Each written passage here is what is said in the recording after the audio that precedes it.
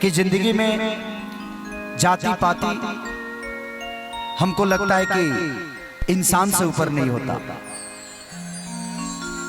अब कलाकार की कोई जात नहीं होती, कलाकार का कोई सीमा नहीं होता, कोई धर्म नहीं होता।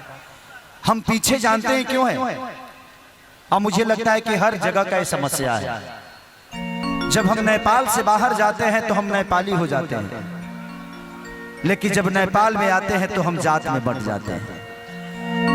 जब हम बिहार और यूपी से बाहर जाते हैं तो हम बिहारी कहलाते हैं, लेकिन जैसे बिहार में एंट्री होता है तो खेसरिया अहिर है, तो फलानवा सिंह है, तो फलानवा मुस्लिम है, तो ये पंडित है, तो ये है।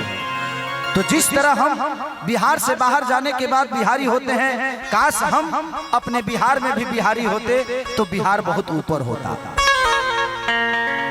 जिस तरह